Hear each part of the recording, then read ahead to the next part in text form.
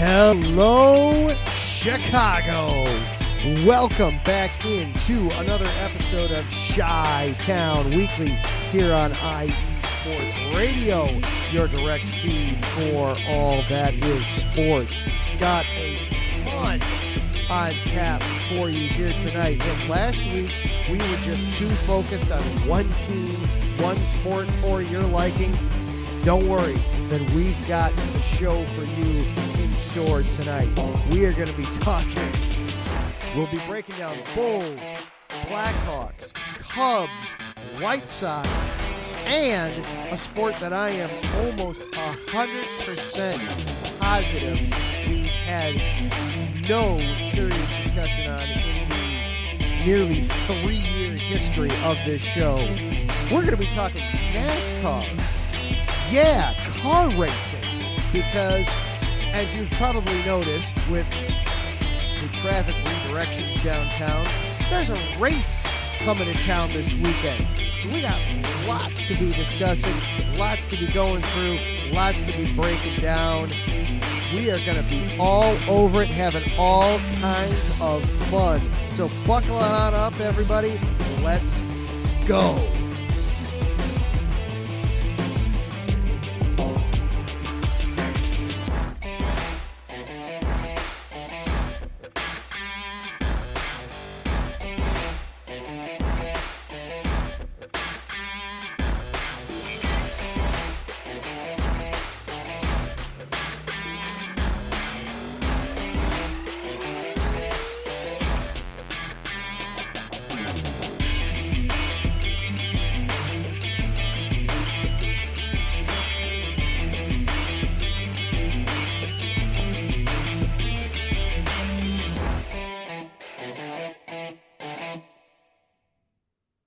And hello and good evening once again, everyone. I am your host, Adam Karnick. So glad to be with you. Glad that you are here.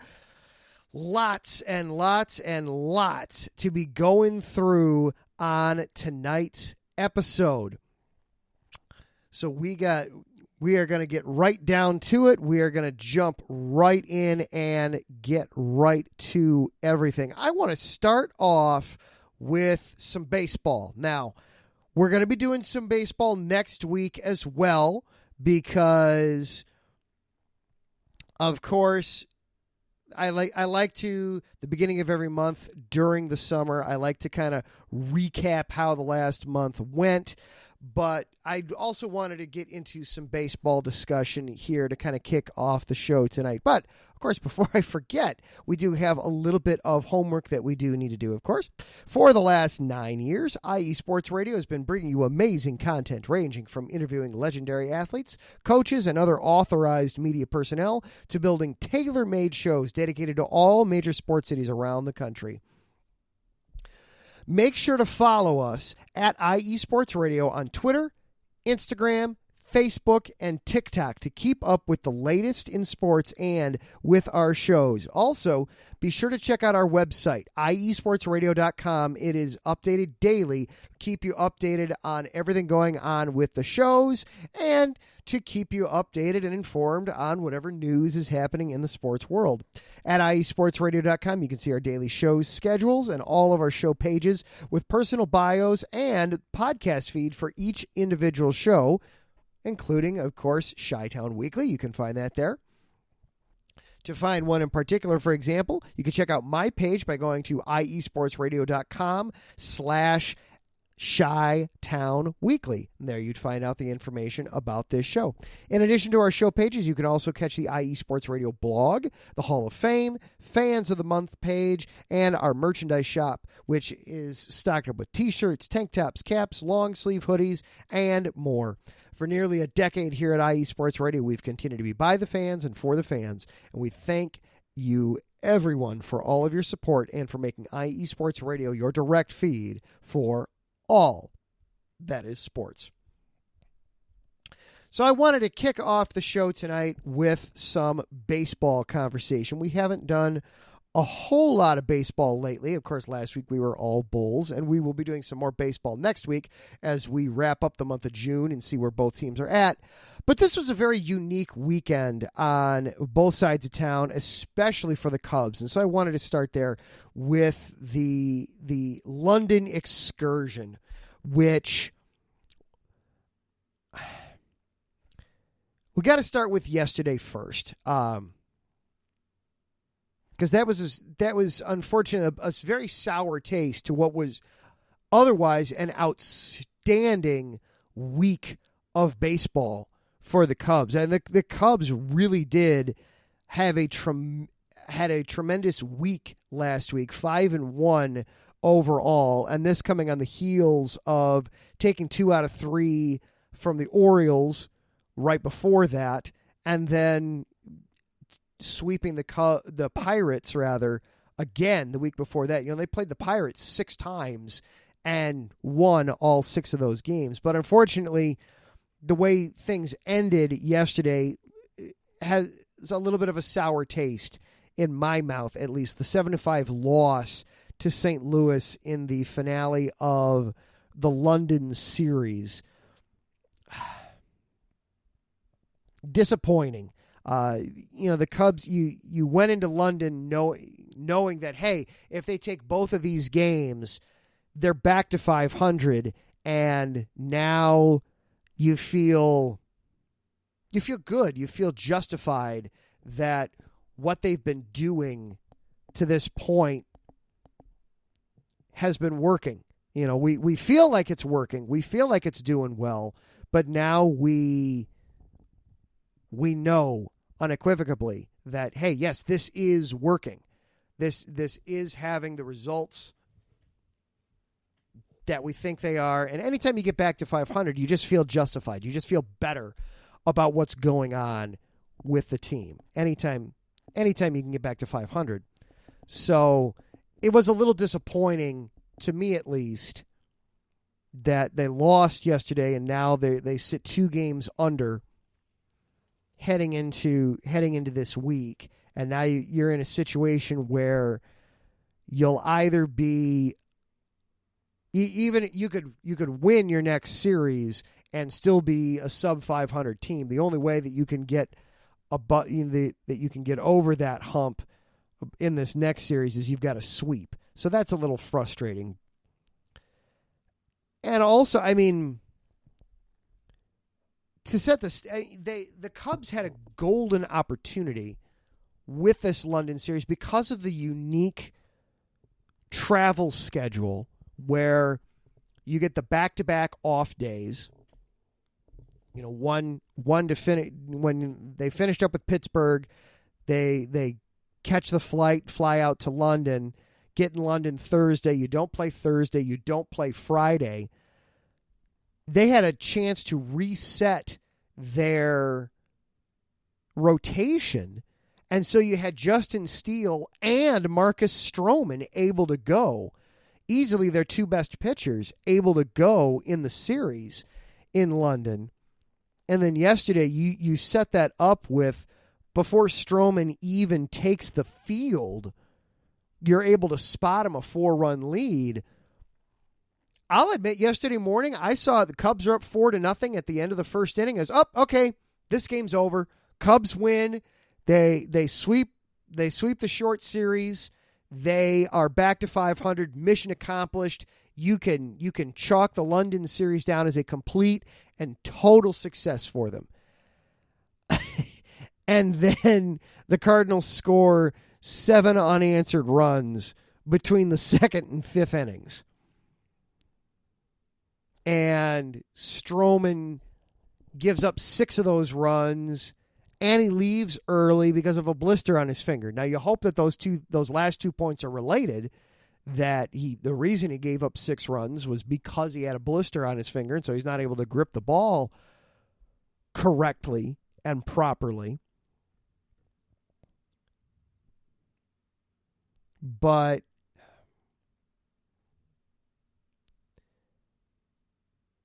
it's frustrating that they couldn't get the job done. And they had had some problems just overall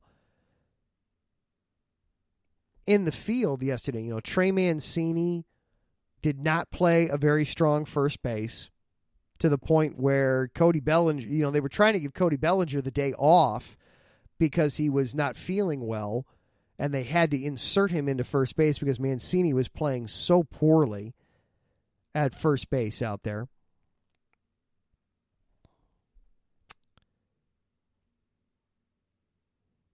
They tried to give Tauchman a day off, and he couldn't do that because they had to have him come in for Miguel Amaya at one point. It was just a frustrating end to everything yesterday. And especially after when Saturday was just so good. I mean, that game Saturday was so good. Ian Happ, a pair of home runs. Justin Steele was just so dominant in that game Saturday that you felt like just everything was lining up so perfectly for the Cubs. And it's still overall, obviously they were 5-1 last week. It was still a very good week. It just unfortunately ends on a sour note. Now, you know, they're finishing out the week. They're finishing out the month here. They've got a series against the Phillies here in Chicago starting tomorrow night.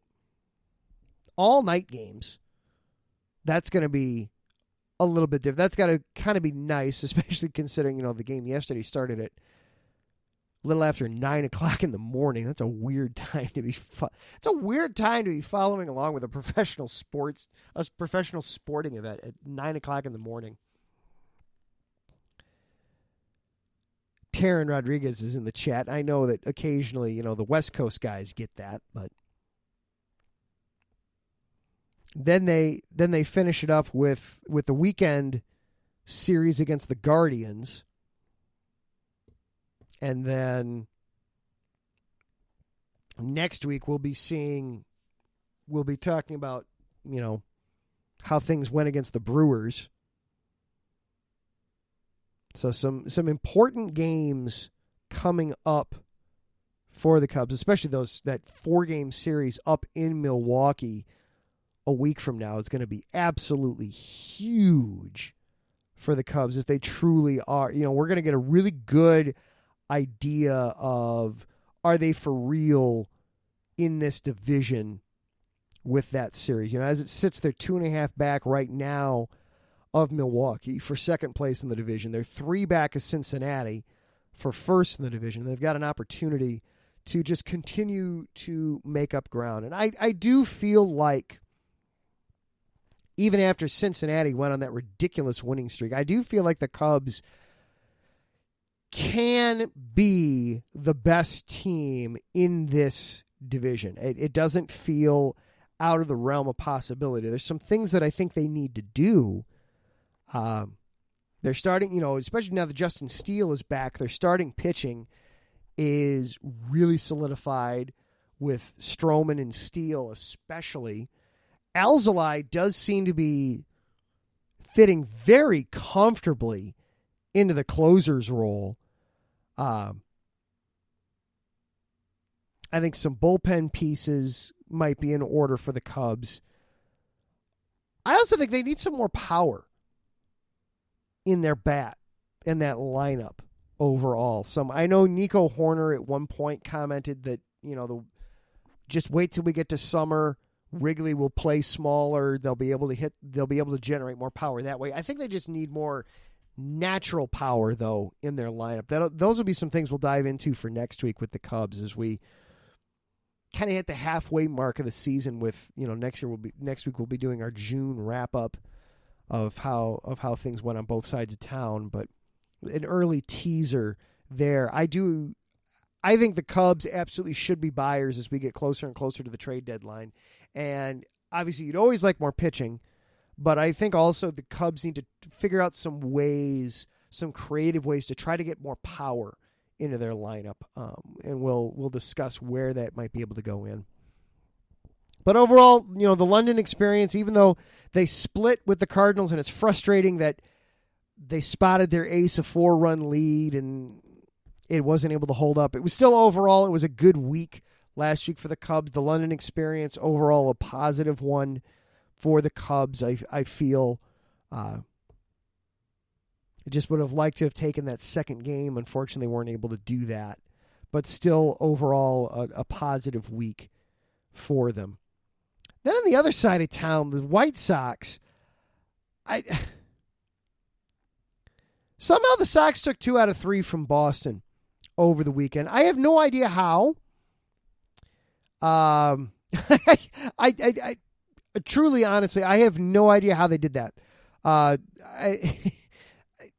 Yes, you can read how they did it. You know, Elvis Andrus, a walk-off single on Saturday after they tried so hard to give that game away in the 9th inning, gave up a run, had the bases loaded for the Red Sox. Every opportunity was there for Boston to take the game, and somehow the Sox kept it tied going into the bottom of the 9th, and then Andrus able to get the walk-off single, and you have the crazy story of Zach Remillard just continues. The permanent professional AAA middle infielder who his first career hit was a game-tying RBI. Then his next career hit was the game-winning RBI. Now he's scoring the winning run in a game, in a walk-off game. So the Zach Remillard legend just continues to grow as we go here, which is inexplicable, but fun. Ride that wave for as long as you possibly can. Why not? And then yesterday's game, Luis Robert Jr. hits a pair of home runs, gets him up to 21 home runs on the season, and the Sox and the White Sox win it 4-1, and they take 2 of 3 from Boston, a team that is way better than them, but go figure. You know, Jesse Schultens comes off the bench and comes out of the bullpen, throws 4 innings in relief and gets the win. Just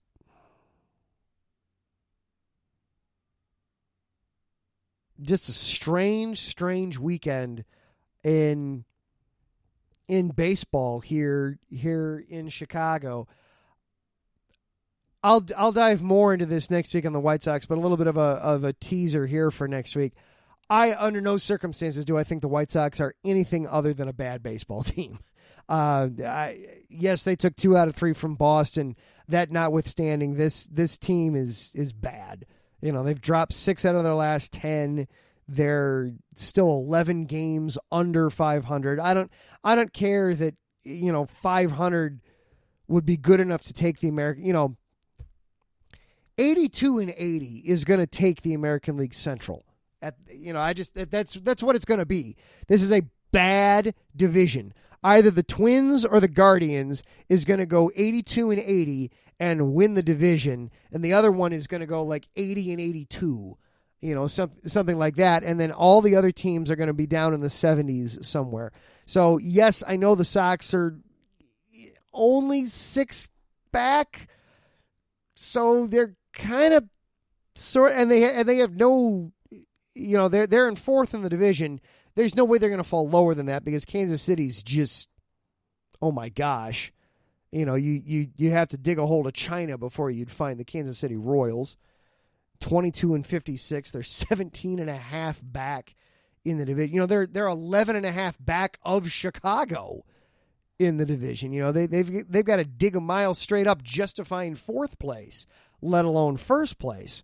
So they're not going to fall behind any further as far as the standings go. But I have no delusions at this point that the White Sox are anything other than a awful baseball team that just needs to blow this whole thing up at this point. They need to just blow this up and start over. And really what they need to do, and my fear is they won't do this, but what they need to do is they need to have some really hard, intense, serious internal conversations of what went into building this team the way that they did and why it hasn't worked. My fear is that what they're going to come back with is, well, injuries and Tony La Russa. And while those are certainly ingredients of what went wrong, they're not the only ingredients. They might be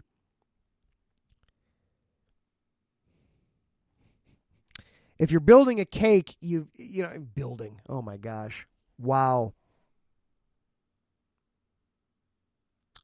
Let's try that again, shall we? You don't build a cake. If you're baking a cake, there, that sounds better.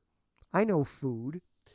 If you're baking a cake, obviously flour is an important ingredient, and sugar is an important ingredient.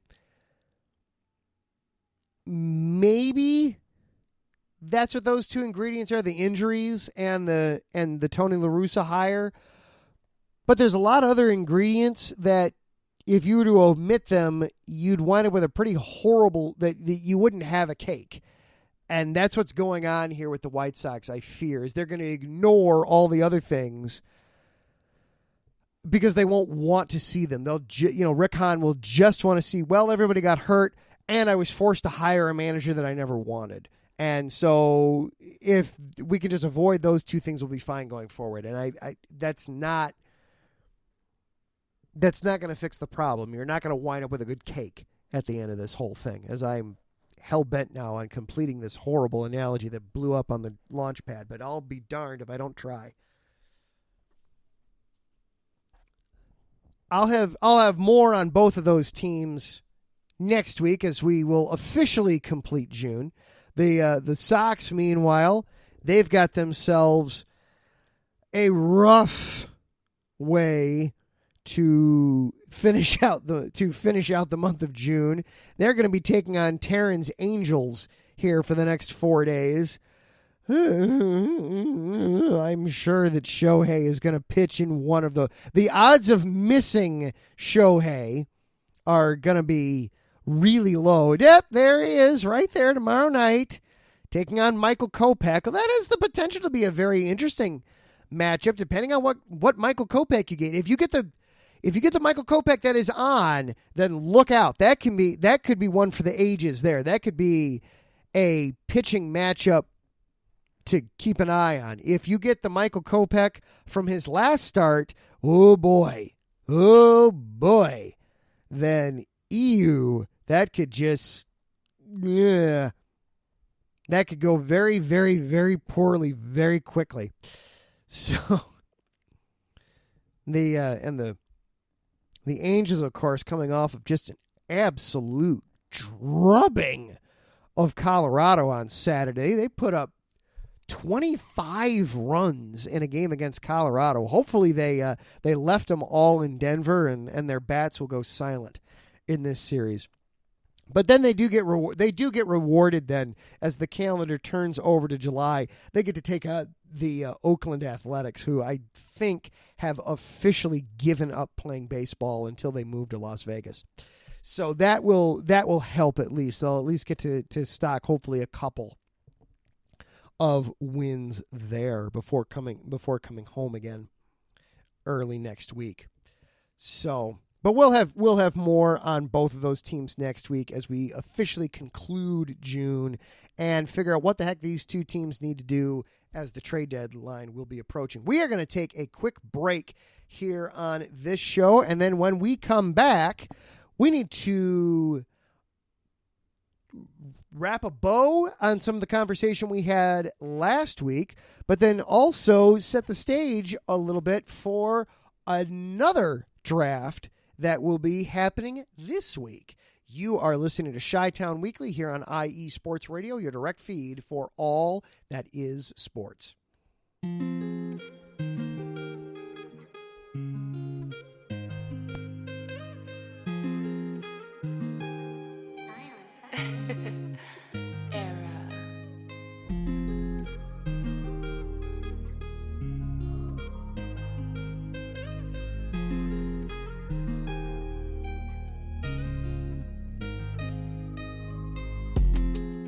What's good, everyone?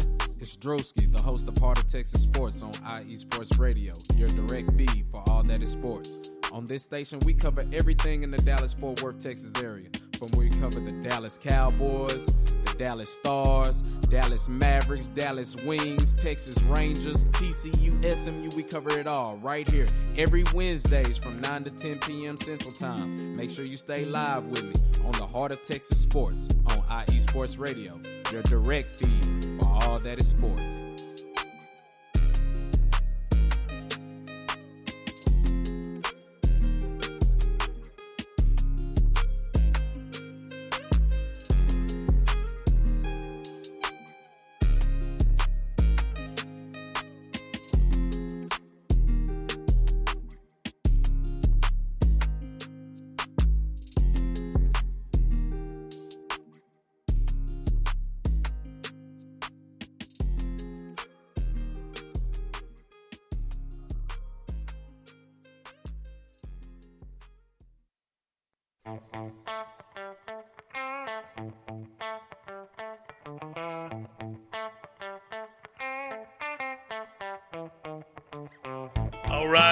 All right. Welcome to AZ Sports Daily. I'm your host, Kiernan Daly, bringing the heat to Arizona sports. There's no discrimination here. We're going to talk about every sports team, professional and college. The show is all about you, the listener. I'm here to entertain you. Are you not entertained? Is this not why you are here? It's going to be fun, high energy. You may not agree with what I say. That's okay. Let me hear you. Let's talk about it. Join me every Wednesday, 8 p.m. Pacific Standard Time, right here on AZ Sports Daily. That's AZ Sports, D-A-L-E-Y, and at IE Sports Radio, your direct feed for all that is sports. What up, Boston sports fans? This is Mikey Two Guns here, your host of Our Bleepin' City, airing every Wednesday night from 7 to 8 p.m. right here on IE Sports Radio, your direct feed for all that is sports. Please join me. We'll talk everything Boston sports, all the local teams, college teams. I'm even down to talk MMA, boxing, whatever you guys want. So join me every Wednesday night, 7 to 8 p.m. Chime in with your questions on the chat, tweet the show. We'll even have call-ins. I can't wait to hear from you guys. This is going to be a lot of fun. So once again, it's Our Bleepin' City. I am your host, Mikey Two Guns, every Wednesday night from 7 to 8 p.m. right here on IE Sports Radio, your direct feed for all that is sports. See you soon, people.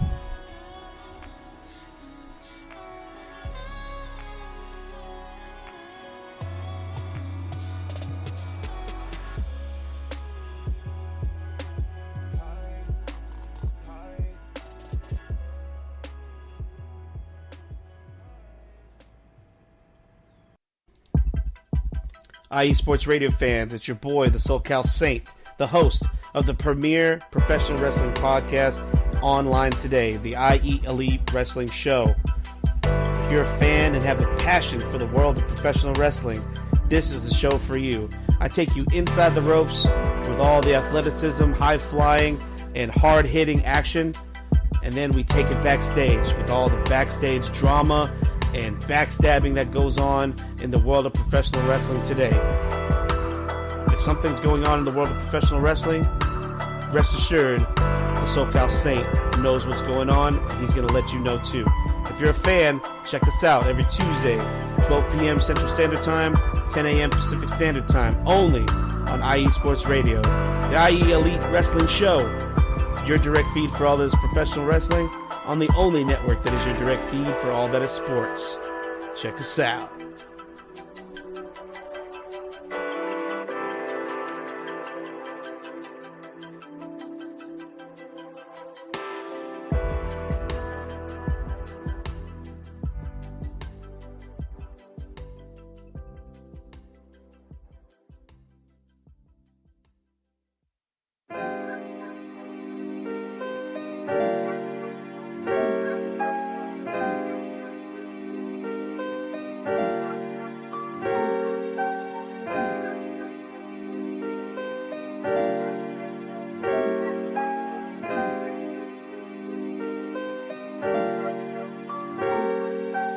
Hello, ladies and gentlemen. My name is Davidson. It's your boy Dentarius Lava. And we are the hosts of Fast Break here on IE Sports Radio, where we discuss everything in the world of basketball from prep to the pros. You guys should definitely check us out, man. Sunday, 8 p.m. Eastern, 5 p.m. Pacific. We got all the basketball information you guys need, so we look forward to you guys listening in. And please do, because we are the best basketball show on this side of the Mississippi. And please do check us out on Twitter at FastBreakISR. D-Lock, where's our time again? 8 p.m. Eastern, 5 p.m. Pacific. That gives you guys plenty of time on a Sunday. Tune in.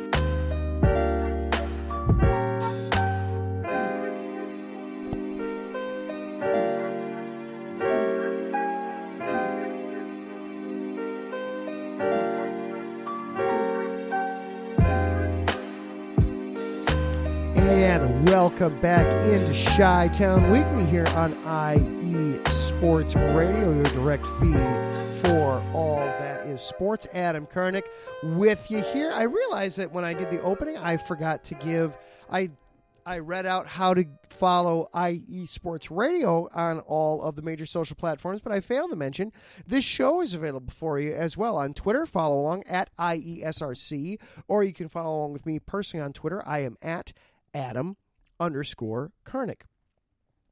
So last week, of course, we did a huge hour-long episode all about fixing the Chicago Bulls. Big shout-out, again, to Davidson Crooks of Fast Break and also the Cognac Boys, Bobby and Unk, for coming by and having an excellent show. It was a ton of fun. Really enjoyed it. Wanted to kind of close the loop on that a little bit because we did have the NBA draft last week, and the Bulls wound up making a pick. And kind of like how I'm feeling about the Bulls front office at this point, it made no sense. The Bulls' biggest problem at this point, if you could shuffle it down and narrow it down to one problem area, is the point guard position. When Lonzo Ball went down, that was the piece that showed everybody that the Bulls, just how much like a house of cards the Bulls really were. That without a 3-and-D point guard who is being the floor general out there, the Bulls really have struggled since then. They've been one of the worst teams, or one of the lesser. I shouldn't say one of the worst teams. They've been one of the lesser teams in the NBA from that point. Didn't have him at all last season. Then went 40-42, failed to make the playoffs. We all know that. So the Bulls went into last week's draft without having any picks. And the first round comes and goes, and the Bulls don't participate. And then we find out that the Bulls managed to work a trade with Charlotte to get a second-round pick. Okay. All right. It's a second-round pick. Not anything to get super excited about. They did have to trade away 2 future second-round picks in order to make this deal, in order to execute this. And they take from University of Tennessee Julian Phillips. That's all well and good, but Julian Phillips is a forward. He's not a guard. He's a forward. And, I'm sorry, it was a trade with the Wizards, not Charlotte. I'm sorry, with Washington. The other problem that the Bulls have had is they're not very good at shooting three. They don't take a lot of threes. They don't make a lot of threes. Phillips is a 25% shooter from three. He's a good defender.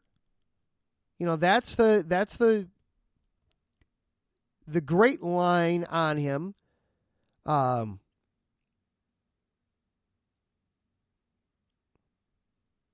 Karnishevitz said after they picked him, quote, Phillips can step in right now and probably can defend on our level. He has a lot of things to obviously improve. We're looking forward to it. He's very young, but he's very talented. And he's 19. So by no means is he a finished product.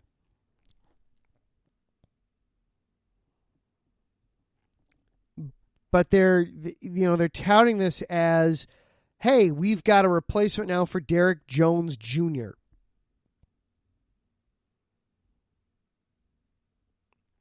Okay, great. Derek Jones Jr. is a terrific role player, and you need those, but do you need to trade away 2 future picks in order to draft a role player? Really? Is that where we're at? A guy that, I don't know, is he going to... How many games is Phillips going to play this year? I feel like he's going to start in the G League, and then round about the All-Star break, they'll bring him up to try to make some kind of final push into the postseason. It was a confusing move to me. It was a very confusing move. And they still have this glaring hole now at point guard. They still haven't addressed that. Karnishevitz and Eversley, they did say, hey, watch us, get back to us once free agency starts. All right, well, free agency starts this Friday, guys. The Bulls don't have cap space. They don't have, they don't have a lot of money under the salary cap unless they're willing to go over into the luxury tax. So who do they get? Of course, you'd love Fred VanVleet would be perfect for the Bulls. He'd be perfect for a lot of teams, frankly. But he would be exactly what the Bulls are looking for. Somebody that can command the floor, somebody that can shoot threes, somebody that's not a total liability defensively. That would be perfect. But that also would mean they'd have to be willing to go into the luxury tax. And from what we've seen, I don't think they're prepared. I don't think they're prepared to do that. I think they're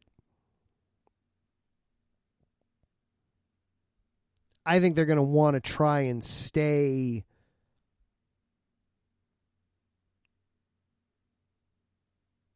They're going to want to try and stay out of that if they at all can. So where, what else could they do? Well, there's a point guard from Miami that he shouldn't be nearly as expensive as VanVleet. But he could be he could be worth it. And I'm sorry, I'm trying to pull up my list here from. Here we go.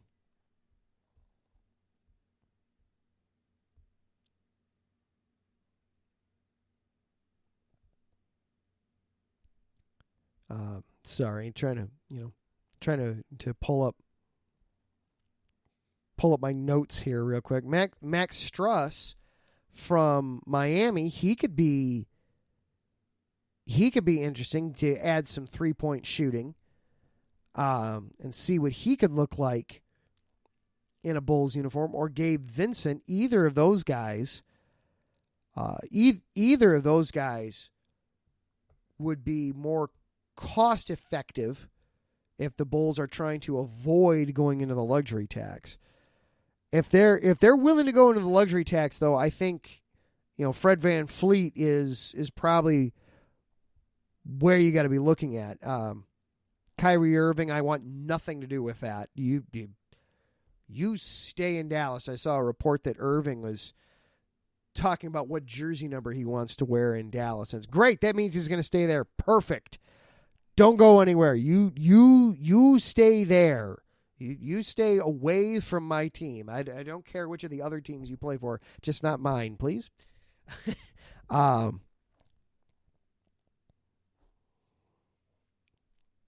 But yeah, if the Bulls are ready, or if the Bulls are willing to go into the luxury tax, then go after Fred VanVleet. That's going to be your best option. Yes, James Harden might opt out and might become available. I don't know if that's an option you'd really want to go with if you're the Bulls. Fred VanVleet would be the very sexy pick to go that way, especially. But you're going to have to be willing to go into the luxury tax, and that's going to be the big question. That's going to be the big open question mark is, are they willing to go into the luxury tax? If they're not, then I think you're looking at one of the guards from Miami you'd be able to throw some money at. The Bulls have a mid-level exception of up to $12 million that they could do that would allow them to avoid the luxury tax. I think either Vincent or Struss from Miami would make sense then for the Bulls to consider. And they have said that Lonzo Ball is, in fact, not going to be coming back. They do not expect him back next season at all. So they can now at least, they don't have to delude themselves into thinking that Lonzo Ball is going to swoop in and save the day on them this year. But still, just confusing moves by the front office over there for the Bulls. However, one front office that is not confusing me with the moves they're making is the other team that plays in the United Center, the Blackhawks. The Blackhawks front office today made a terrific move that I love a lot. Now, the NHL draft is coming up here in just about 48 hours, a little less than 48 hours away. Shameless plug, you can hear Zach Puplis and myself on the Neutral Zone tomorrow evening, just about 24 hours from now. Zach and I will be doing a mock draft for the first round of the NHL draft. The Blackhawks, of course, have the first overall pick. They will almost certainly be using that on Connor Bedard. But they made a move today to help ease their needs for free agency. This is considered to be a fairly weak free agent market for the NHL this offseason. Well, they just made a very nice move today with Boston acquiring Taylor Hall from the Bruins. Hall is 31 years old. He's a 5-time All-Star. He's also won the Hart Trophy for NHL MVP. He's got a year or two left on his current deal, and all the Blackhawks had to give up for him were a couple of pending free agent defensivemen that they probably weren't going to be re-signing anyway. So they gave up the free agent rights on Ian Mitchell and Alec Regula. This is a fantastic move for the Blackhawks. Taylor Hall will be an outstanding centerman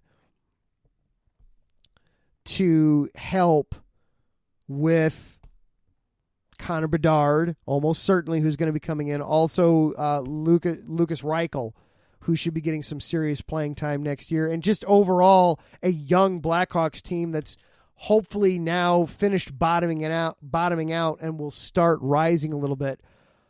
Hall will be able to give some good veteran leadership and veteran presence on there.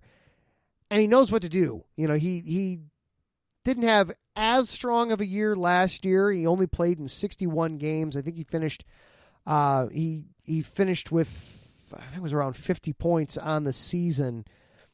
But still, this is a guy that knows what to do with the puck and will be an excellent veteran presence for the team.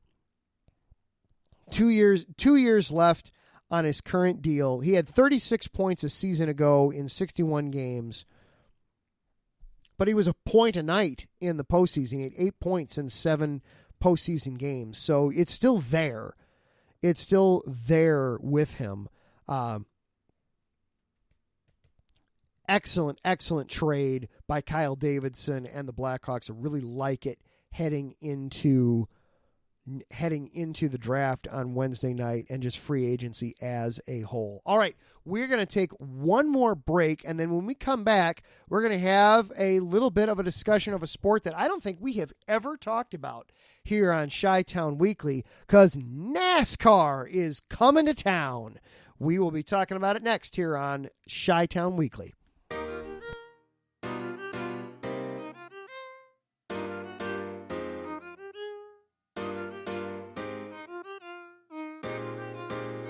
Well, what is up, Carolina Nation?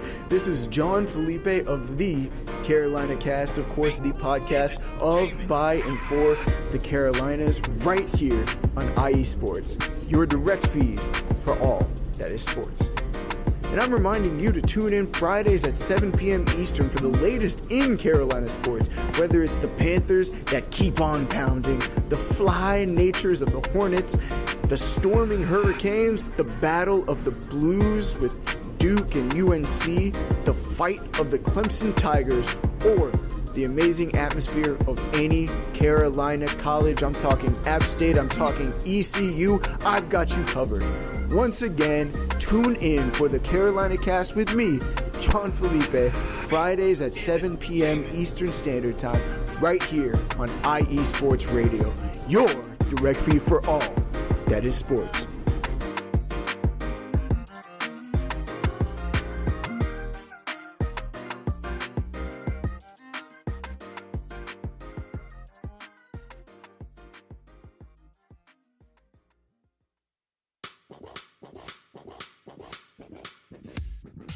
Hello, sports fans. It's me, your boy Larry B, and I want to walk you through the world of sports. No, not just the mainstream major TV deal type sports, although those are important too. But let me be your guide through your journey of all sports, from college to the pros, the minors, and everything in between.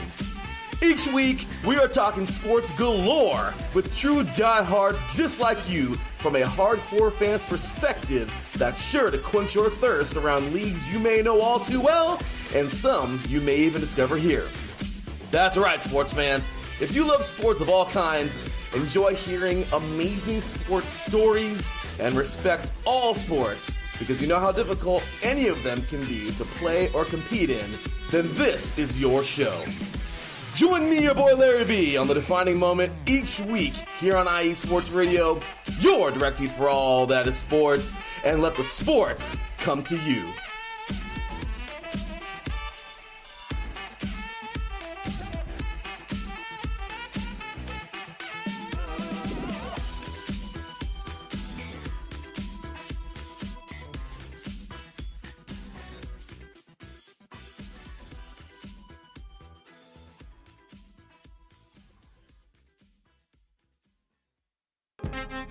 Hey yo, what's up? It's your man Bishop, the voice of This Is KC Sports, the show where we go over the Chiefs, the Royals, KC Current, Sporting KC, MU, and oh yeah, if we got time, we'll even throw in some of that KU stuff for my people on the 913 South.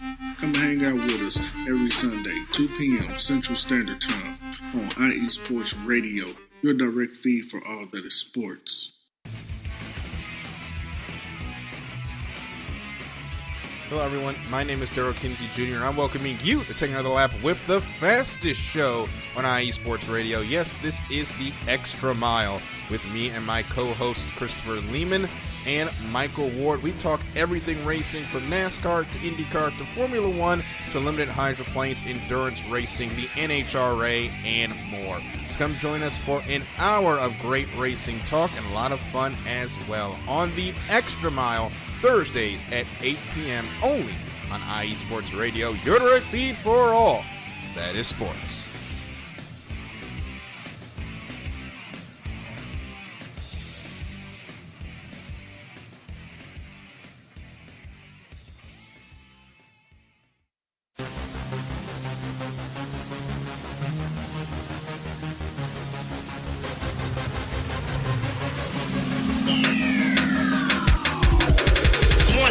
everybody. This is Darren Rodriguez. Are you a fan of volleyball? Are you a fan of Thunderous Spikes? Then I have the show for you.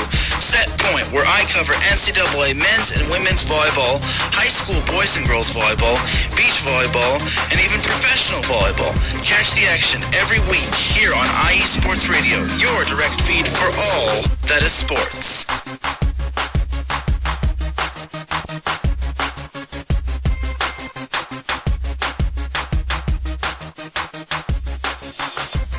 And welcome back into Chi-Town Weekly here on IE Sports Radio, your direct feed for all that is sports. Of course, we're going to be handing the baton over to Taryn Rodriguez of Set Point here in just a couple of minutes. But before we wrap things up, we've got to talk about NASCAR. I'm almost positive this is going to be the longest NASCAR segment that we will have done in the nearly 3-year history of Chi-Town Weekly. We might top it next week. We'll see.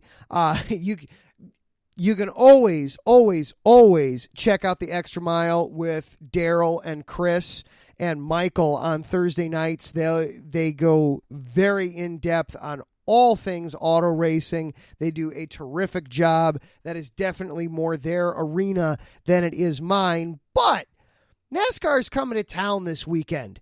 As certainly you've noticed trying to get around downtown a little bit in the Grant Park area that things are a little different than normal, and they're going to probably stay that way for the rest of the summer. That's because the NASCAR City Series is coming to town. We've got 2 races. One is, and for both races, the gates open at 9 o'clock in the morning. There will be practice and then qualifying. After that, a couple of concerts before each race. The race on Saturday is at 4 o'clock in the afternoon. That's the Xfinity Series, the Loop 121. The rising stars of NASCAR take to the track for a 55-lap Xfinity Series race. And then the big one is on Sunday afternoon, 4:30, the Grant Park 220. The biggest names in racing do battle on Sunday for 100 laps in the NASCAR Cup Series inaugural Grant Park 220. So it's a 2.2-mile course, and I'll take you through the course a little bit here. It starts on Columbus.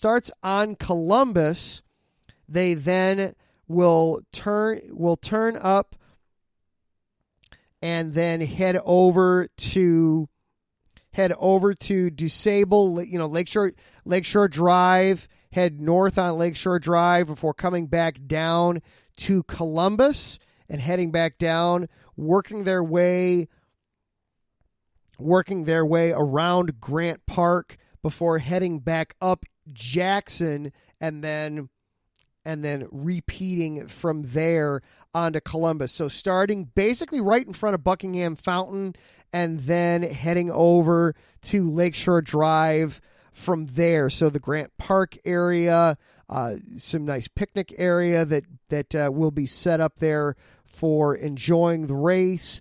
Lots of good setups, lots of looking at the track layout. They have plenty of emergency exits labeled, as well as pedestrian walkways for trying to get yourself set up to enjoy the race this weekend. So enjoy that and the NASCAR series there coming this weekend. I love it. I'm not a big auto racing guy. I will admit I'm not. 99% of it goes over my head. It is guys driving fast and primarily turning left.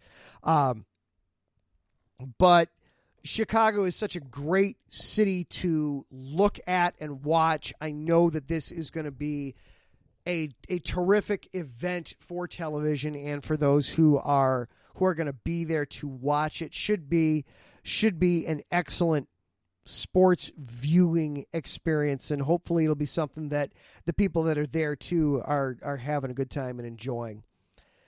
That is going to do it for our show here tonight.